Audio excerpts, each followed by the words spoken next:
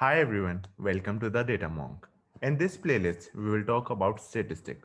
Today, our topic will be probability distribution function and cumulative distribution function, which are also known as PDF and CDF. Before we start, don't forget to hit a like and share button. Hopefully, you all know that what do you mean by probability and distribution. And if you don't know, no need to worry. We have separate video for both the topic in our playlist. So let's get started. Our first question will be, what do you mean by probability distribution function? In statistics, a probability distribution is a mathematical function that gives the probability of occurrence of different possible outcome for the experiment. Let's take an example. If x is used to denote the outcome of coin toss, which is our experiment, then the probability distribution of x would take the value of 0. 0.5 means 1 by 2, as both the head and tail have equal chance to occur.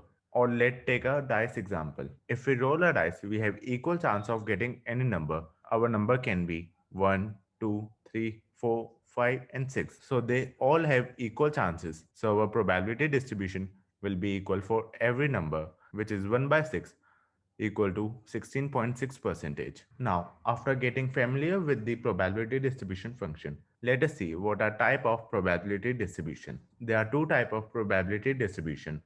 First is discrete distribution, second is continuous distribution.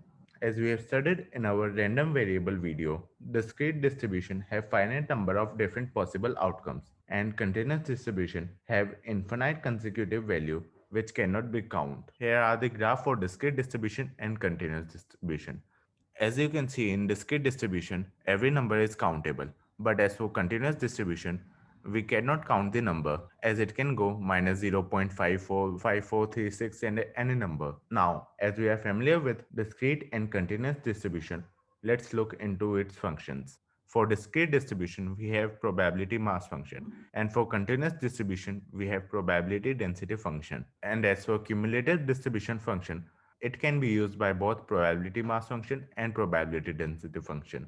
Let's first look into probability mass function. A probability mass function is a function that gives probability that a discrete random variable is exactly equal to some value, means it is countable. Sometimes it is also known as discrete density function. As you can look into the probability mass function graph, for each value we have distinct number like 0, 1, 2, 3, and so on. Now let us take an example for probability mass function. Suppose we are tossing a coin 3 times, so the outcome tree will look like this. In the first toss, we can get both head and tail. And for second toss, we can get head and tail for each previous outcome. As you can see in the figure, head and tail for tail and head and tail for head. And for the third toss, it will look similar to the second toss, as we can get head and tail for each previous outcome.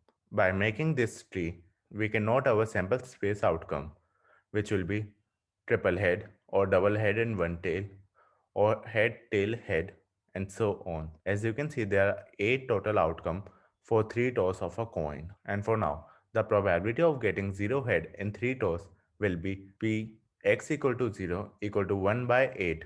That means only one time out of 8 occurrence we are getting 0 heads. And for probability of getting one head, it will be px equal to 1 equal to 3 by 8. So that means one head is occurring 3 times in 8 possible outcomes. As for getting 2 heads, it will be equal to px equal to 2, which is equal to 3 by 8. So that also means as for 3 heads, we will get 1 by 8, which means only one time we are getting 3 heads in 8 outcomes. Therefore, by this value, we can plot our histogram. It will look like this: 0 head equal to 1 by 8 probability, 1 head equal to 3 by 8 probability, 2 head equal to 3 by 8 probability, and 3 heads equal to 1 by 8 probability. So in every toss, we are getting distinct value, which is countable. Therefore, this is our probability mass distribution. Now, let us look into probability density function. A probability density function is a function that gives the probability for the continuous random variable. As you cannot count the number, therefore the graph will be like this, where if we plot the line between the probability and the number, we cannot get a particular number as it can go to 100 places. Now let us take one example for probability density function. Let's say we have a graph of height of children, and from the data we have to find the height of a particular child. So it will be impossible to know that because it can be like 70.0145 inch and it can go to infinite. Therefore, this is our probability density function where we cannot find the exact number for given probability. Now let us understand what we mean by cumulative distribution function. The cumulative distribution function for any probability distribution tells how probable it is that a value is below a point in our distribution. As all of you have seen, the PMF is one way to describe the distribution of a discrete random variable. Probability mass function cannot be defined for continuous variable. Therefore, we have cumulative distribution function. The cumulative distribution function is another way to describe distribution of random variables. The advantage of the CDF is that it can be defined for any kind of random variable which are discrete, continuous or mixed random variable. Now the main question is why we need cumulative distribution function as we have probability distribution function and probability density function. So to answer that, we will look into some example. The CDF is so simple, it might seem useless. First is we can easily see the median, which can even be challenging to compute analytically. So in cumulative distribution function, we just have to draw a line from 0 0.5 and see where it intersects at x-axis. Therefore, our median for this curve will be 0.0075. The other advantage is we can easily calculate the confidence interval by drawing the line from increasing curve and stable curve to the x and y axis. Therefore, for the stable curve, we notice that our cumulative probability is 0.9, and for the increasing curve, we notice that our probability is 0.1. So now we just have to subtract 0.9 from 0.1 to get our confidence interval. So it will come 0.8.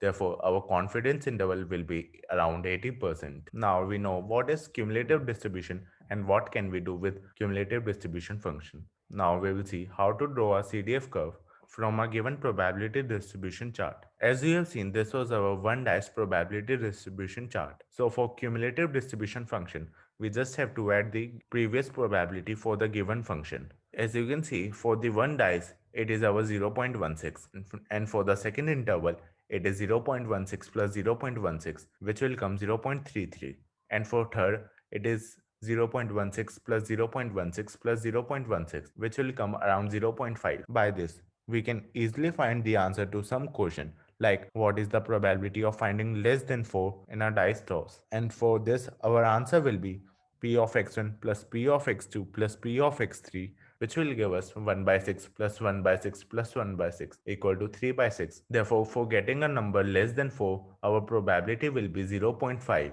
Therefore, for getting a number less than 4, our probability will be 0.5. After drawing histogram for cumulative distribution function, we just have to plot the graph for the curve. As for our next example, you can see the probability distribution of x where 0, 10, 20, 40, 50 and 70. Their probability is 0. So in this type of distribution, how can we convert it into cumulative distribution for x? So in the case of 0 probability, our cumulative probability will become constant. So as you can see in the 0, 10, 20 and 30, our cumulative probability is constant. And as of 40 and 50, our cumulative probability is again 0. So it will go on like this. As you can see in 70, it is constant. Now after drawing cumulative distribution for x, we can easily find our median, which can be concluded as 60. You can see in the probability distribution for x, we can't locate our median just by drawing the line. So cumulative distribution curve is much more better than probability distribution curve. So that is the end of the video. Thank you. Hope you like the content. For more amazing content, do like and share the video.